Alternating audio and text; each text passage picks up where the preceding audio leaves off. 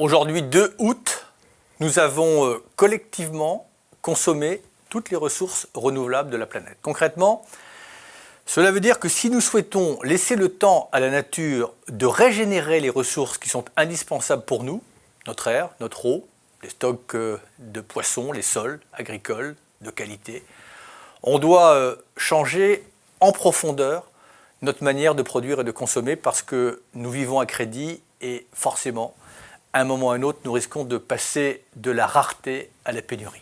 L'objectif, selon une formule empruntée, c'est de passer d'une économie de cow-boy à une économie de cosmonaute. Une économie de cow-boy où il n'y a pas de limite, à une économie de cosmonaute où, comme dans une station spatiale, si chère à Thomas Pesquet, il n'y a presque pas de déchets, où tout est réutilisé, où nous sommes tout simplement, au sens premier du terme, devenus économes.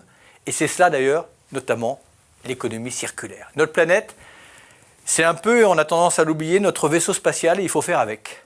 Et le défi que nous avons à réussir ensemble, c'est bien celui de la transition écologique et solidaire.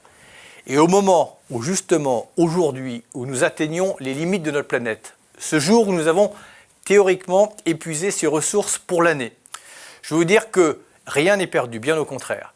Mais pour cela, il faut que nous ayons une mobilisation plus forte encore. Nous mobiliser pour les énergies renouvelables. Car si les énergies fossiles sont polluantes et limitées, le vent, le soleil, eux, ne se puiseront pas en une année.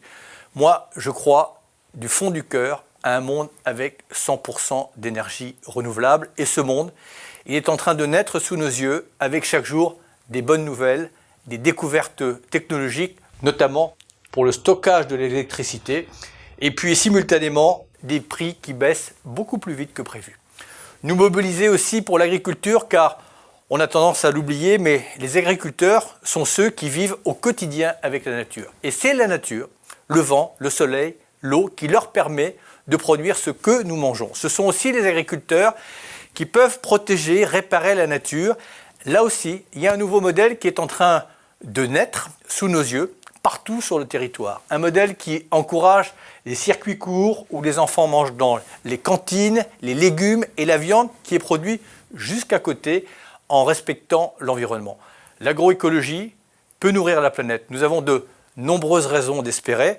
Encore faut-il que chacun d'entre nous agisse et que nous agissions tous ensemble. Si chacun d'entre nous choisit plutôt d'être un cosmonaute qu'un cow-boy, eh bien l'avenir peut être heureux. Avec notre plan climat, avec les états généraux de l'alimentation, avec la loi de la reconquête de la biodiversité, la France a tous les atouts en main pour construire une transition écologique qui soit effectivement solidaire et au service de chacun des Français.